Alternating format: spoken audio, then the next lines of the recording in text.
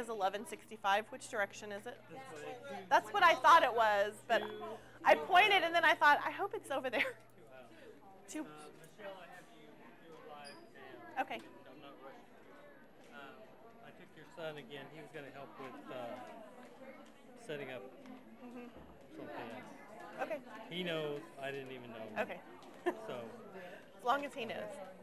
He was great help. Oh, good. Oh my Good. gosh. Yay. I don't know what I'd have done with that. We are live streaming it in 1165.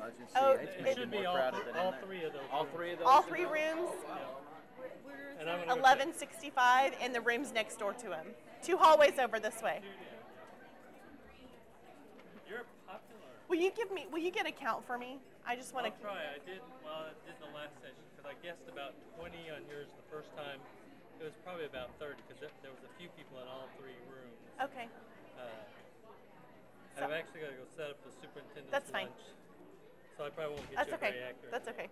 But I'm going to check on those rooms first. Okay. What if I need to turn your microphone down? Was I too loud last time? You're just louder than some speakers. Yeah. We're live streaming in a room 1165 and then consecutive rooms in the live stream rooms. And where is it? Those are 2 halls over. Okay. Right? Same place, 2 aisles. You guys are like the fast ones. Got in here fast. Oh. I haven't moved. You haven't moved. You're back.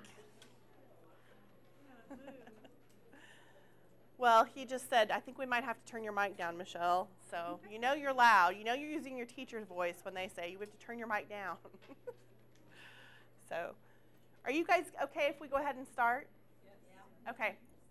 Well, my name is Michelle Sutherland. I'm really happy that you're here today. Thank you so much for coming. Thank you for everyone who's in a live streaming room. Hello. We're really glad that you're here with us today. I am very glad to be here. We're in a session called Working with a Traumatized Student. I wanted to tell you a little bit about myself. Sorry for those of you who have seen me before. So I'm the Director of Prevention Services at the State Department of Education. I am a former middle school counselor. I was at a middle school for 5 years, a Title I middle school. A lot of special education, a lot of high need. And then I was the student advocacy coordinator at Norman North High School for a year. That position was created after some really unfortunate events in our town where several young ladies were raped. And after they were raped, a task force was created, and through that task force, they created these positions at each high school as advocates. And it's very similar to a collegiate advocate, and it's the only advocates in K-12 in the entire nation, as far as we know. So that had a lot of trauma, a lot of bullying, a lot of sexual assault, really all the bad things that could have possibly happened, or the cases that we worked on and dealt with. And so that is my experience. So what I grew to understand working in both of those positions is how trauma affects kids and adults for that matter. And I think that it's really crucial that we understand trauma, and not more than understanding trauma, we understand how to work with students who have been traumatized. So that is why this presentation was created. It was also created after an 8-hour training that I've kind of condensed down into the 50-minute session that you're about to see. So I'm going to talk fast and move fast, but hopefully you'll get a lot of really good information. Just like you, we are aligning to learning standards, just like you would in a classroom. I'm not going to spend time talking about those right now, but it is aligned with learning standards. So what is trauma? Trauma is anything that affects the way your brain works. So trauma, commonly you might think of a disaster. You might think of an assault or a sexual assault or child abuse. You might even think of death of a loved one. Trauma also can be things that are far less seemingly serious. Getting bit by a dog, or even being afraid that you're going to get bit by a dog. I experienced a trauma whenever I was in first grade, and has created a phobia for me, and it's going to sound crazy, but I have a phobia of vomit. I don't even take care of my own kids when they're sick. It's more than not liking it. It's like panic attack. It happened because my dad was ill whenever I was in first grade, and I thought he was dying. So in my brain, the wires got crossed. We are live streaming this event in room 1165. So my wires got crossed, and I associated death and vomit together, and so that was a traumatic experience for me.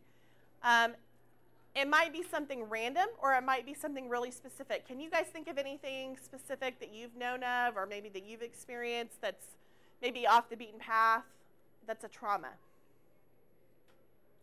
Yes? I'm a student that was a tornado victim and has scars all over it and everything from So tornado. Yeah, that's a really, especially in Oklahoma, we've had a lot of people who've suffered a storm, might have some serious triggers when storms come. So that's a pretty common one. Yes? When I was in kindergarten, we had a fire drill, and we all went out of the building nice and calmly, and one of the older students said, "Oh, look, the school's on fire," because there was smoke coming out of the smokestack like it should normally. As a kindergartner, I didn't know that, and I panicked because all of my nice things that my mom and dad had bought me were going to burn up in there, and they wouldn't let me back in the school. And so for like a week or so, I threw up every morning because I didn't want to go to school. I was afraid it would burn Right. down. So a fire drill and an older student teasing you about it led to a trauma for you.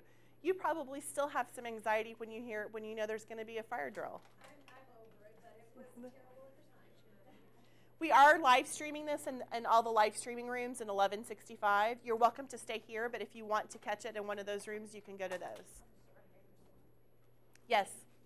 I had a car wreck that as a result of that, it's kind of odd, and it's probably tied to the fact that I did come out of the Zingo Bells and Amusement Park in 1995. Thank God that's closed. But I can't even go near roller coasters. I go to panic attack crisis. So sometimes really odd things can trigger us. I'm going to pull this too because I'm distracted. Yes? I worked with a kid who got sick before his cousin drowned, and they were off on a spring break at the lake and everything. Uh-huh. Every time the seasons would start to come out of winter and the spring, he would start to. So a season would trigger it for him.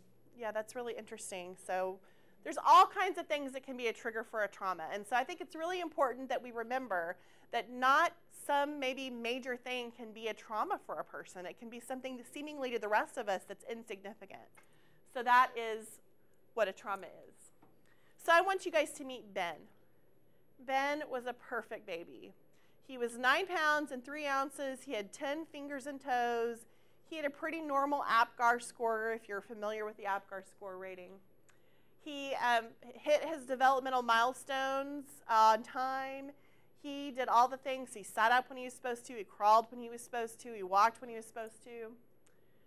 But something happened when Ben turned about 18 months old or 2 that people started noticing. He would start to overly obsess about objects. In this one, he is obsessing with a little Superman toy. People are talking to him, calling his name, and they can't get his attention away from this Superman toy. Ben started pre-K. He was a cute little dude, wasn't he? But unfortunately, it was pretty quick that the teachers noticed that Ben wanted to be a tough guy. He did things like push other kids, he bit, he kicked, he hit. He didn't play nicely on the playground. He took other kids' toys, more than the normal 4-year-old behavior. And the other thing the teacher started to notice is at odd times, Ben would fall asleep. So in circle time, sometimes the teacher would look over and Ben would be asleep, sitting in the circle, kind of laying on the kid next to him. He also was really angry a lot. He would have temper tantrums, and in first grade, he started doing things like throwing chairs, pulling things off the board, and it got to be where they would start to have to clear the classroom when Ben would get to be out of control. He also cried a lot, and at times that didn't make a lot of sense to anybody else. He was overly emotional.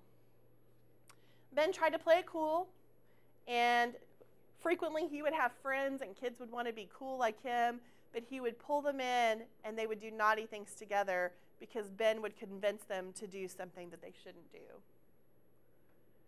Ben sometimes would come to school with marks on his face or on his arms or bruises or cuts or scrapes. And when he would describe to you, when you'd ask, Ben, how did you get that little mark on your face? He would tell you a story about the dog scratching him or cat scratching him or a tree branch or falling down the stairs. But you were not convinced that this was actually the truth. He started to grow, and as he did, his grades started to slip. He started to find himself in real trouble. So what we're going to find out is Ben had a lot of things that were not going right for him. And the way we're going to find this out is because we're going to give Ben the ACE score. How many of you have heard the ACE score, the Adverse Childhood Experience? Some of you have. It's an excellent tool. It's a 10-question tool. You can Google it, find it online.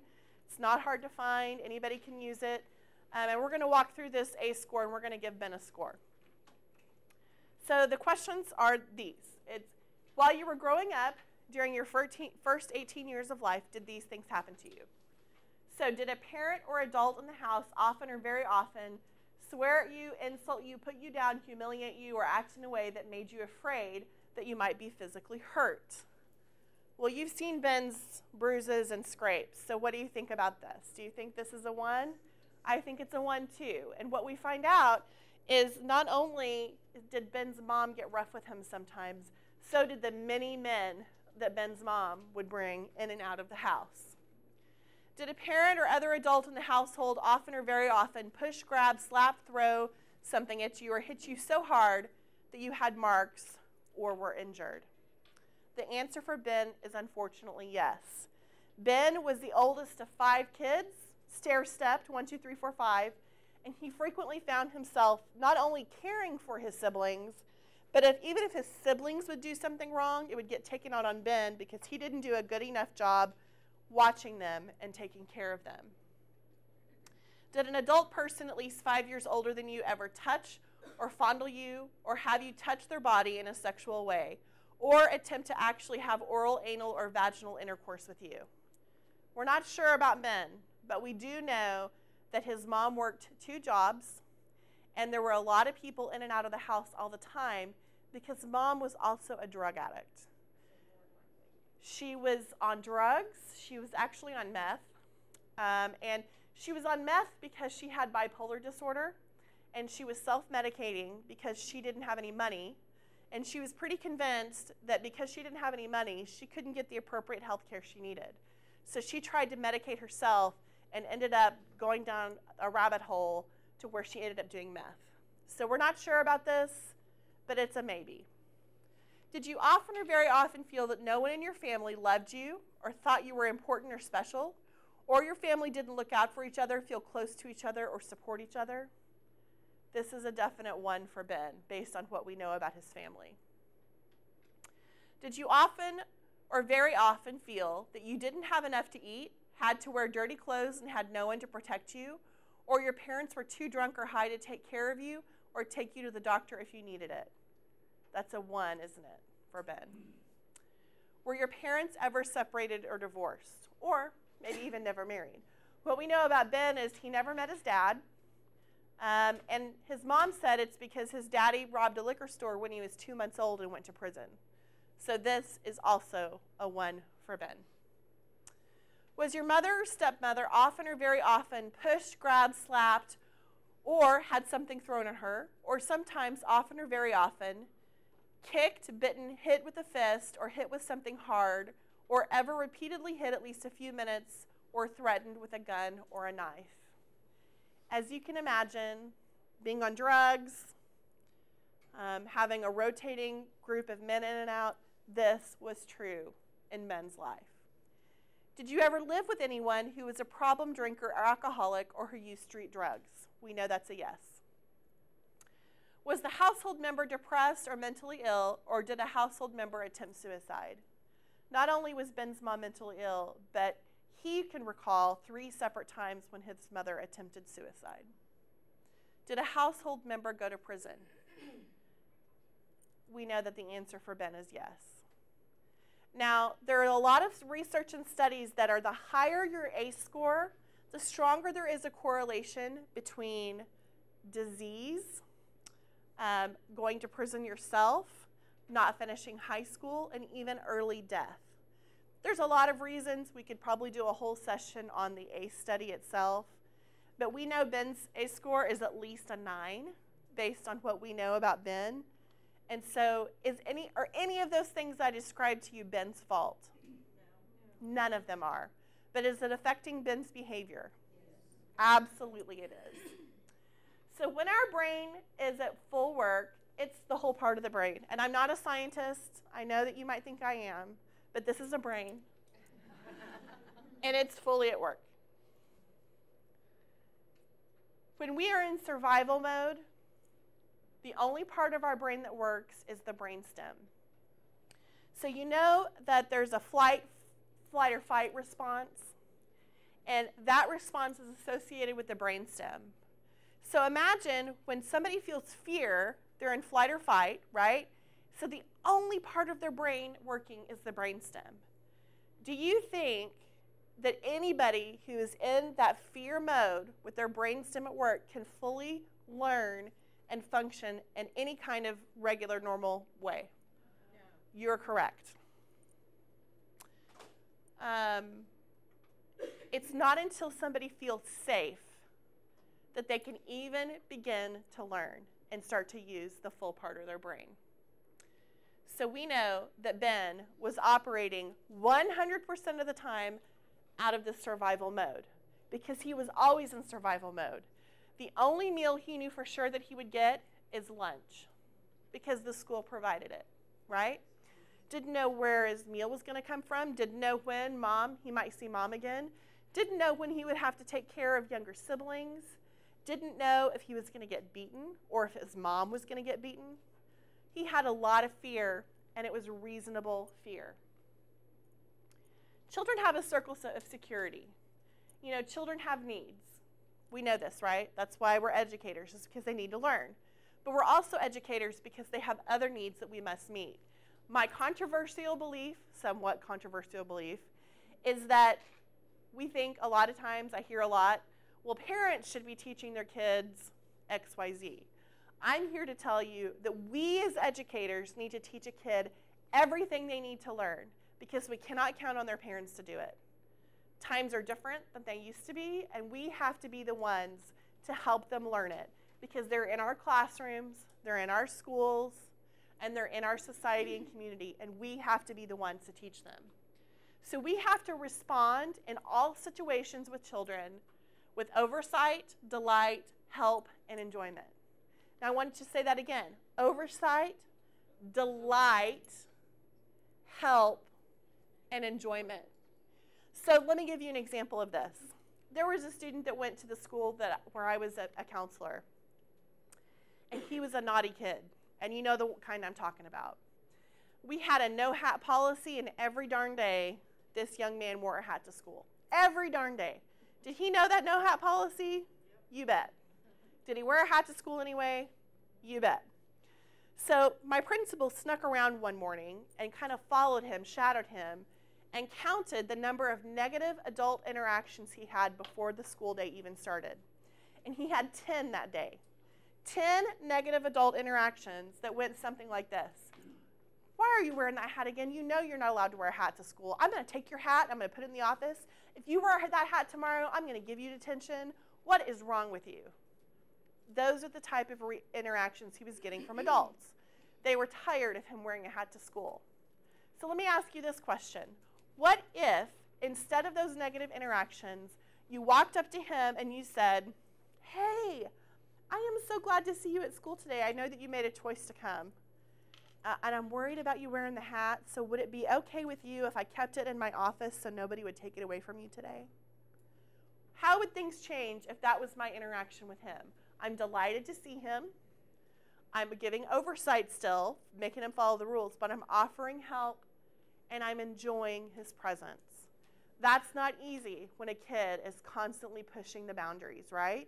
But it is so important to do that. Because when you do that, they start to welcome you into their world, and then they can feel safe, and they can begin to learn. So this is what the circle of security looks like. You have a child with needs. We have our response, which should be with what? Oversight, delight, help, and enjoyment, right? They welcome you to their world. They start to feel safe and secure, and then the learning can begin. There's something called the attachment cycle, and we all know how important attachment is for all people. They have to feel attached, and when they don't, it causes major problems, right? So there's needs met and needs expressed. Over here, in the distrust side, we have the excitatory neurotransmitters and the sympathetic neurotransmitters. On the comfort side, we have inhibitory neurotransmitters and parasympathetic nervous system. So here's what those mean. And again, I'm not a scientist, but I play one on TV. Just kidding. The sympathetic nervous system primary process is to stimulate the body's flight or fight response. Now, this is what gets us in trouble, right? Because that operates in just the brainstem. The parasympathetic nervous system, the primary response is to rest and digest. That sounds so much better, doesn't it? Rest and digest. The inhibitory neurotransmitters, there are chemical messengers that transmit messages to the nerves to inhibit you. Now, this is a much more beneficial thing for our uninhibited kids to have these than the excitatory neurotransmitters, which are messengers that excite you. So we want, which ones? Right, the inhibitory neurotransmitters and the parasympathetic nervous system, right? So when we have that, over here we have comfort and we have needs met. When we have a lack of felt safety, it manifests in emotional deregulation. And we know that that's not what we want. We program the neurosystems of children by helping them regulate. We have to teach them how and help them. The parasympathetic nervous system has to get exercise, just like in a sport. You've got to practice it. And then it all starts with a relationship. I am a counselor. I'm a counselor background, but I believe that everything we do as educators begins with relationship. Did you know that when a baby is born, he or she is born with the exact same neurochemical profile as the mother? So what does this tell you about little Ben here? What kind of neurochemical profile does he have? Excitable. He's on drugs already. Very stressed. And what about there's another mental health diagnosis? Bipolar. So then from the moment Ben is born, even before he is born, the odds stacked against him. Is it his fault? No, it's not.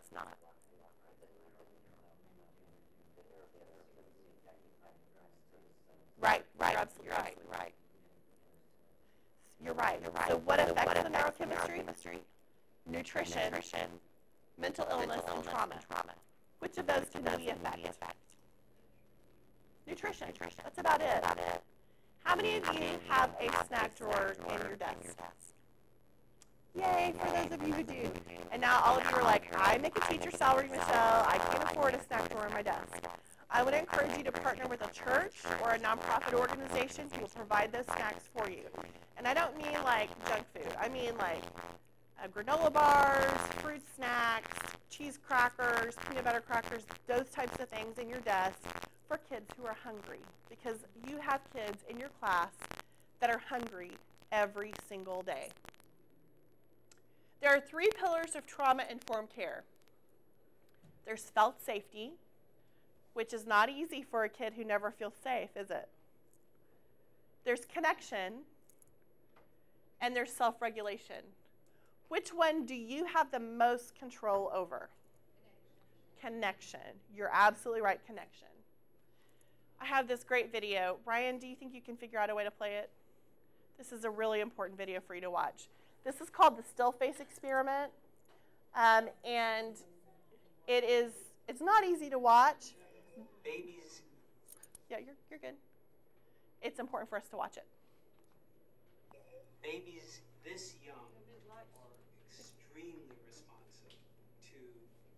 emotions and the reactivity and the social interaction that they get from the world around them. This is something that we started studying 30, 40 years ago, when people didn't think that infants could engage in social interaction. In the still face experiment, what the mother did was she sits down and she's playing with her baby who's about a year of age. Oh my girl. Oh. And she gives a greeting to the baby gives a greeting back to her. Yeah.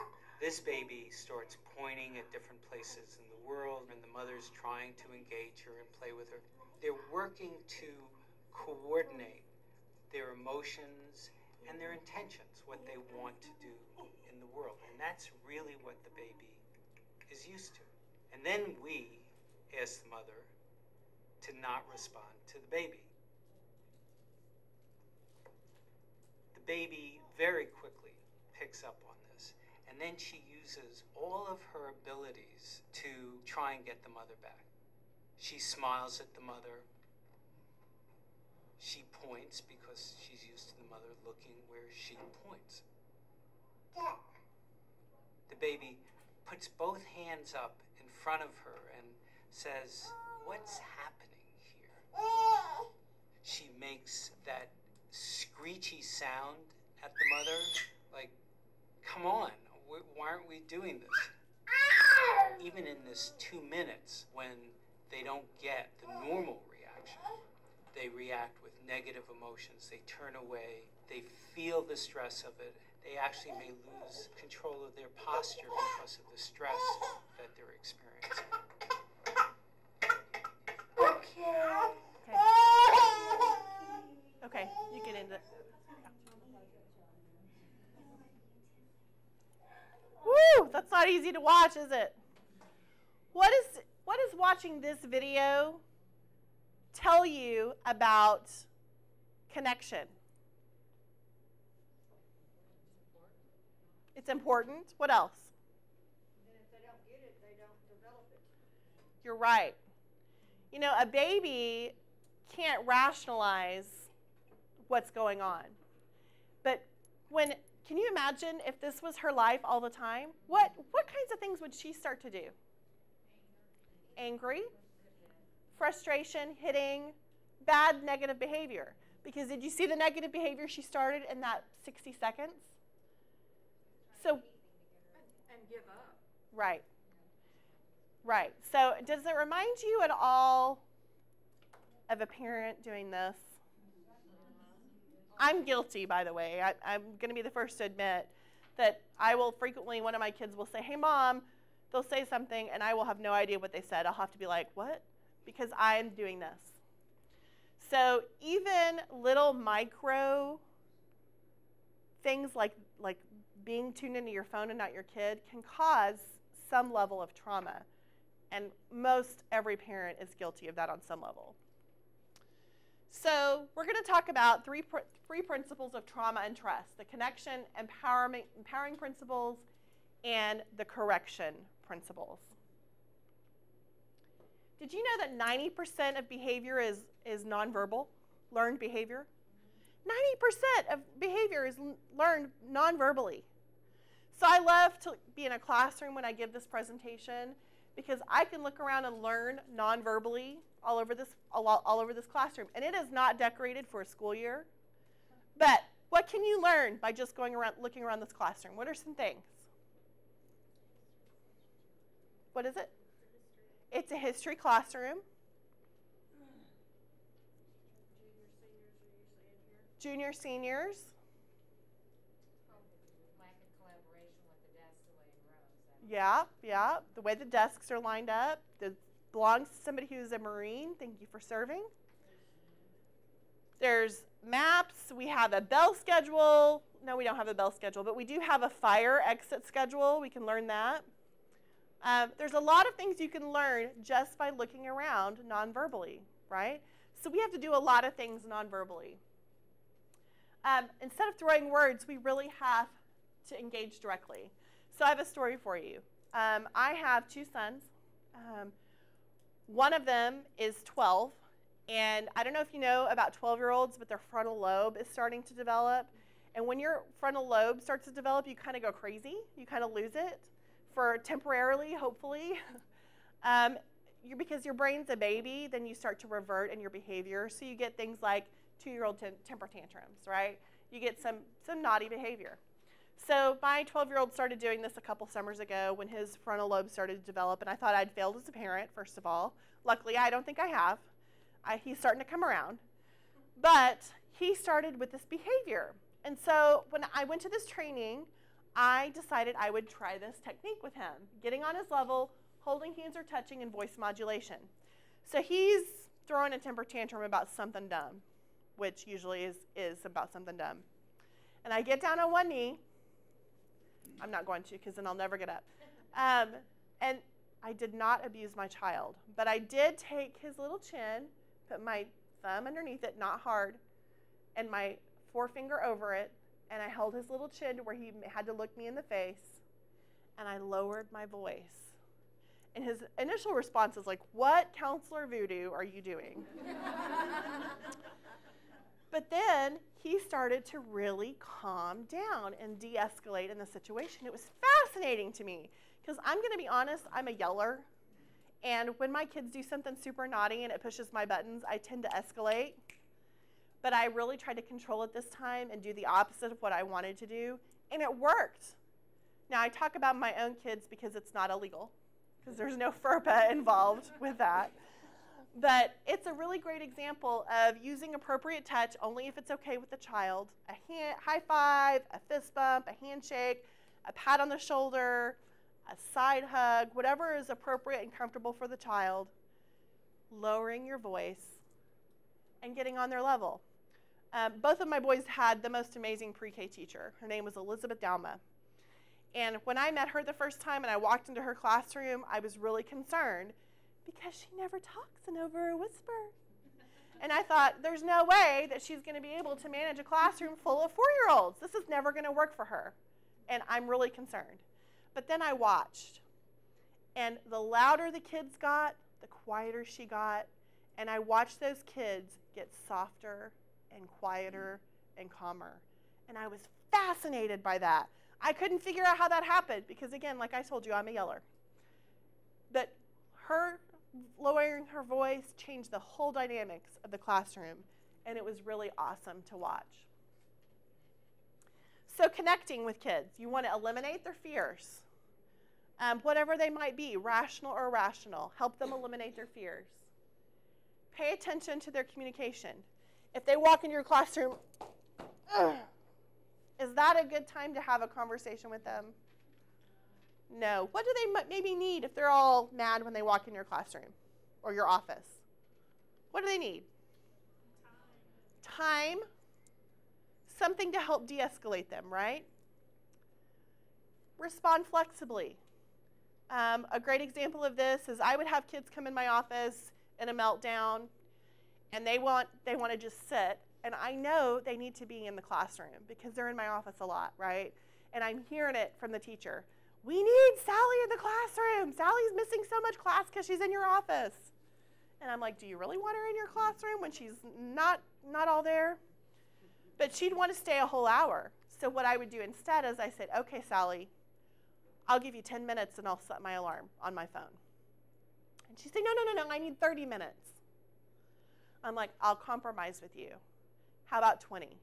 And then after 20, if you're still having a hard time, I'll give you 5 more minutes.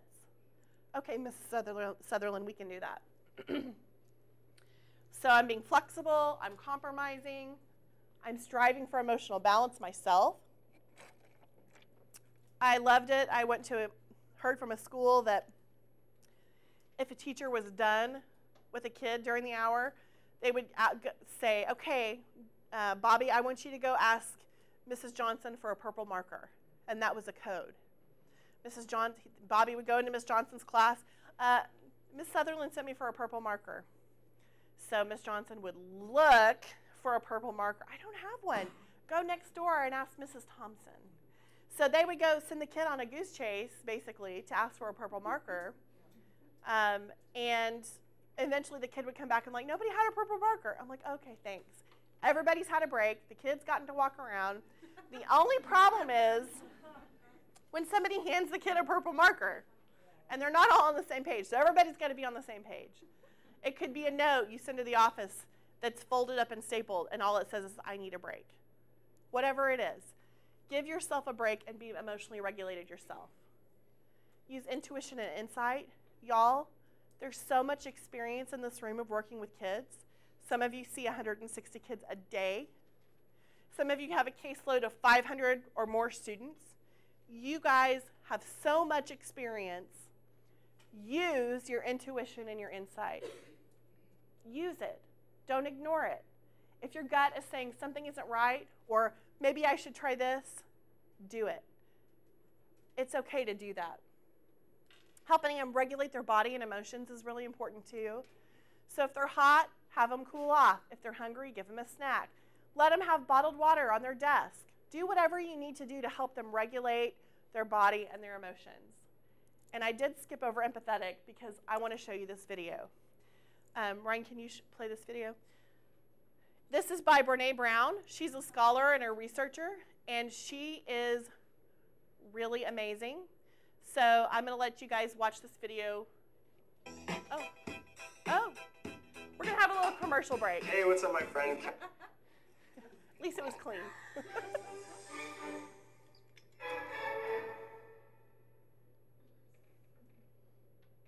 So what is empathy, and why is it very different than sympathy? Empathy fuels connection. Sympathy drives disconnection. Empathy, it's very interesting. Teresa Wiseman is a nursing scholar who studied professions, very diverse professions where empathy is relevant, and came up with 4 qualities of empathy. Perspective taking, the ability to take the perspective of another person or recognize their perspective as their truth. Staying out of judgment, not easy when you enjoy it as much as most of us do. Recognizing emotion in other people and then communicating that. Empathy is feeling with people. And to me, I always think of empathy as this kind of sacred space when someone's kind of in a deep hole and they shout out from the bottom and they say, I'm stuck, it's dark, I'm overwhelmed. And then we look and we say, hey, climb down. I know what it's like down here, and you're not alone. Sympathy is, ooh, it's bad, no, you want a sandwich? Empathy is a choice, and it's a vulnerable choice, because in order to connect with you, I have to connect with something in myself that knows that feeling. Rarely, if ever, does an empathic response begin with at least. And we do it all the time, because you know what? Someone just shared something with us that's incredibly painful, and we're trying to silver lining it. I don't think that's a verb, but I'm using it as one. We're trying to put the silver lining around it. So, I had a miscarriage. Oh, at least you know you can get pregnant. I think my marriage is falling apart. At least you have a marriage. John's getting kicked out of school. At least Sarah is an A student. But one of the things we do sometimes in the face of very difficult conversations is we try to make things better. If I share something with you that's very difficult, I'd rather you say, I don't even know what to say right now, I'm just so glad you told me. Because the truth is, rarely can a response make something better. What makes something better is connection. Okay. Who isn't it good? I love me some Brene Brown. She's my spirit animal. Connection. How would our worlds change with our kids if instead of trying to fix all their problems when they came to tell you, we started to say, man, I'm just so glad you told me. Or thank you for trusting me enough to tell me that. You're going to hear some stuff, especially you counselors in the room and you administrators. Well, you teachers, really. If you're in here, you're passionate, you probably have a great relationship with your kids. You're going to hear some stuff. And sometimes it can be fixed. But what if you just said, thank you for telling me? See what happens with your connection when you start to do that. You can be authoritative and still have them follow the rules, but not yell, which is not always easy for me. You can make eye contact. You can match their behavior. If they're going crazy, go crazy with them. That's okay. Do something silly. Get their attention. Get them out of it. I had an autistic student who was really gigantic. He was like 6'5". He was huge, so much bigger than me. And he would get kind of like, could be violent. I was worried. He was also really into computers. And so what we started doing when he started to get riled up is we'd do a restart, a reboot. So we'd both lay in the floor together and press the on button, the imaginary on button, and just start to sit up and slowly kind of come awake again. And darn it, it worked every time with him. Every time. Like I'd never failed to do a reboot with him, but I'd always do it with him. Playful interaction. One of my favorite ones is, are you asking or telling? Are you asking me or are you telling me? And just switch it around so you're kind of catching them off guard. And healthy touch. High fives, handshakes, fist bumps, pats on the shoulder, kind of what we talked about already. Did you know that 90% of the time when a breakdown happens, it's during a transition? How often do you have transitions in your classrooms? In your school? What are some transitions? Staff leaving. Okay. Recess, lunch. Subject matter. Going to your specials. What did you say? Transitioning between subject matters. Between subject matters. Passing periods. What about, let me ask you this. Who's elementary here? Okay, one of you give me a breakdown of what a day could look like in an elementary classroom. What does it look like? Even if it's one teacher, what does it look like?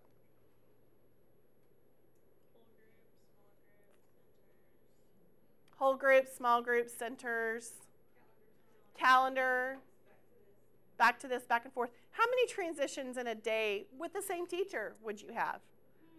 A dozen, at least? Okay, what about in a middle school classroom? Let's just say math.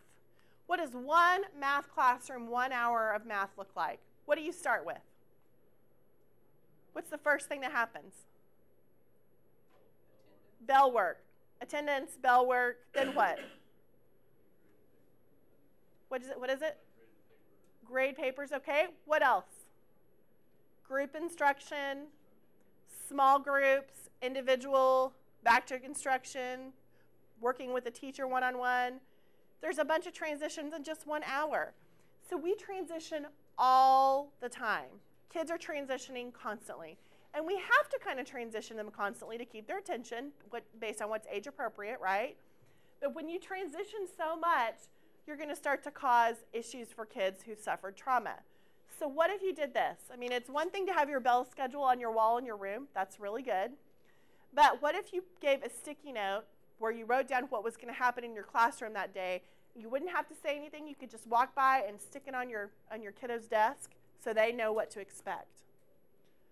Or let's say you're going to change the seating chart. And the day before, you say, I just want you to know that tomorrow I'm going to change the seating chart. I wanted to give you a heads up. What's even better is if you can give them choices. Would you like to sit here or here, right? I'm a big fan of the choice. So when we talk about empowering principles, we're talking about sensory diets. Anybody here use a weighted blanket? They're so good. Anything heavy really helps a kid feel safe. I don't know why. There's probably a science behind it, but I told you I'm not a scientist. Not just weighted blankets, but even a textbook in their lap when they're sitting in a chair. You've seen a lot of autistic children who wear weighted vests. Anything heavy on them can really help somebody feel calm and safe. It's fascinating to watch. Transition times, touch points. My younger son had an amazing school counselor, and for Christmas one year, he gave her a sock monkey. And this was several years ago. And this last Christmas, she wrote me a note that said, hey, I wanted you to know the sock monkey that you gave me has a very special purpose, and it goes to class with one of my students. They come in every morning, get the monkey, take it with them through the day, and at the end of the day, they bring it back. But that is the only way the student will go to class, is if they have that sock monkey. It was not a magical sock monkey, guys, but it's a it's an artifact, and it's a touch point for a kid. It's also, you can be a touch point for a kid. You could do a check-in, check-out every day. So they see you at the beginning of the day, maybe once in the middle of the day, and at the end of the day, for you to be their touch point. Rituals, you always are going to do things this way in your classroom. Or a kid is always going to go to the coat room first. Even if they didn't wear a coat, they're always going to go in there, whatever it is for them. Managing their hydration and blood sugar. Regular physical activity. Who says you can't give a spelling test while you're walking a lap around the playground? Right? A verbal spelling test with a kid. Meeting nutritional needs, and again, healthy touch.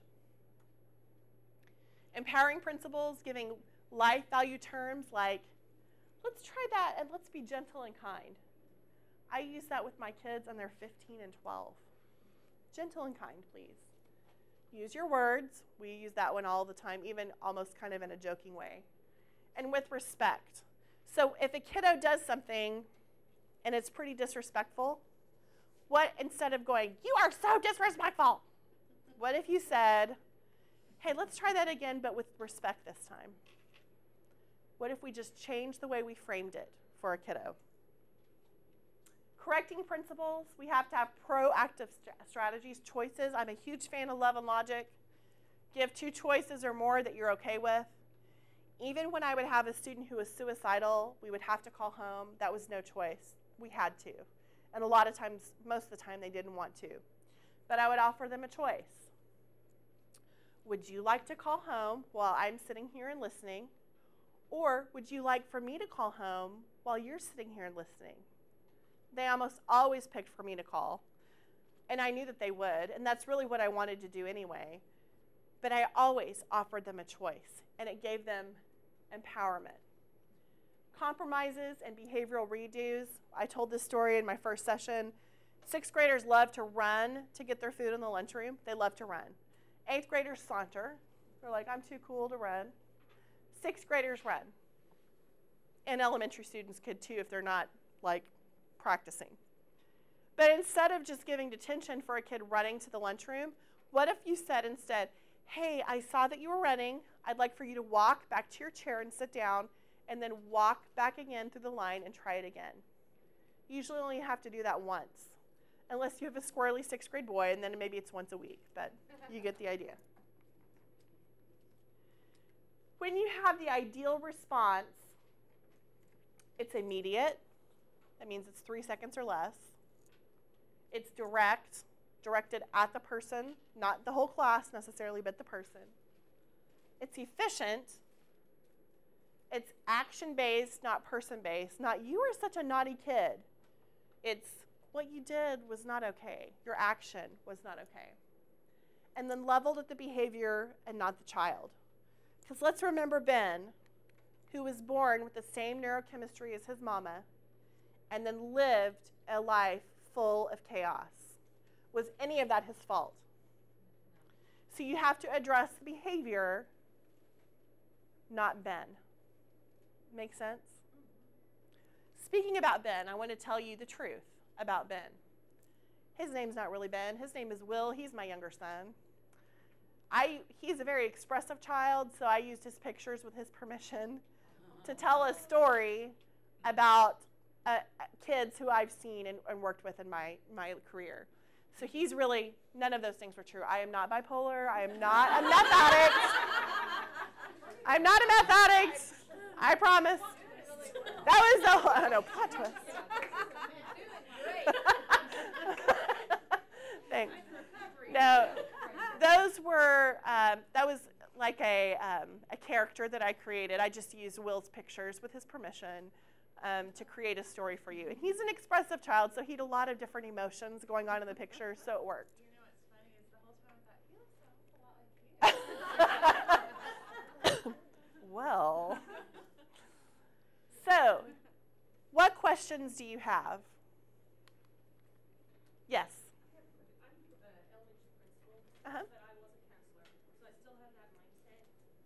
And when teachers send students to the office, they want them to be punished. Right. And so they're mad with me because, well, you just give them a hug And send him back to class. So how do I, as an administrator, kind of overcome that? Mm-hmm. Because I know these kids don't need Right. punished. So, so for my live streamed audience, she said she's a principal, and teachers will send a kiddo to class and want a punishment, but the teacher gets mad when the kid gets a hug and goes back to class, essentially. And how do you overcome that? It's a great question. That's a really tough one. I think educating your staff on what it means to work with kids of trauma, and encouraging them to build relationships, and to inform them ahead of time what you're going to do if a kid gets sent to your office. I think it would also help if you had a discipline matrix, so teachers weren't just automatically sending kids to your class all the time unless it was for a really good reason and it followed the rules. And that way, you know that if somebody hits another child, this is the consequence they're going to get, for sure. But you also can be free to work with a kid on an individual basis. I think as much information as you can give them up front, the easier it's going to be for them to understand.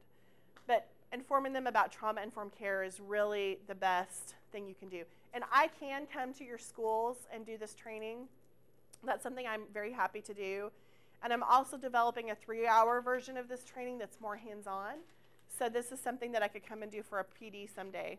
If you're. Is your slideshow going to be available online? It will. This, Would you care if I shared it with no, my staff? I would not care if you shared it with your staff. This is up for grabs. It will be, all the slideshows you get while you're here at Engage OK on the Road will be online after it's over. Yes? Have you ever presented this to the state legislature so they can understand what teachers have to deal with in their classrooms? That's a great question. For my live stream, she said, have you ever presented this to the legislators so they know what teachers deal with in their classrooms? No, I haven't, but I'd be very willing to. Somebody, did you have one? Yes, you've kind of been talking about what we need to do as teachers and how we need to respond and set them up for success. But how do we help them to interact with peers? You know, Interacting with peers? Kids come in with so much trauma, the way that they interact with their peers, it's not good. You know, Right. we need to be able to help them somehow to socialize. So the question is, how do you help children of trauma interact with their peers in a more healthy way? So I did a whole session earlier today on empathy, and I think when you're able to teach and build empathy with your kids who've suffered trauma, and create some stability for them, teaching empathy will help them interact with their peers. It's not easy, but I think building and teaching empathy is really important, especially with kids of trauma. The video you showed of the mom in still face. Uh-huh. I'm curious because part of what was agitating the baby was she's used to mom interacting. Some moms cut her off. I'm curious if they've ever done studies. I don't even know how to find people to do this. Like parents that are always like that. Like the baby never got. Right. So the question was about the still face experiment and if they've done studies with parents who never interact with their child as opposed to interacting and then not. I don't know the answer. I haven't seen a study on that. Doesn't mean it doesn't exist. So I'm sure there probably are studies. Yes? I was just going to say, I think the parallel to that is a parent who uses drugs or an absentee parent or goes through depression or whatever the case may be, and so that's the child's response all the time. Yeah. Or it could be a rad student. Right. Radical attachment disorder, yeah. Any? Excellent. Thank you. Oh, sure, absolutely. Any other questions? I have a comment because I did have a Ben that was actually almost exactly the story that you told. And in third grade, he had gotten into the drugs and he OD'd. He almost died over it. But In third grade? he was in third grade. I had him in second grade. Wow. And I didn't get him the whole year. But, I mean, with working with him, like you said, and he kind of stepped in because I had some other kids that were almost identical, and he would like mentor them. Oh, that's great. So maybe somebody who's overcome a negative experience was able to come back and mentor kids who've suffered trauma. You got to be careful with that to make sure they're in a healthy enough place to do it. But that is something that could be effective, yes. Okay, you guys are awesome. I'll see you. I have CEUs. If you are an LMFT or an LPC, I have CEUs for you. If you are just not either of those things, you can get a PD certificate at the end of the day. So.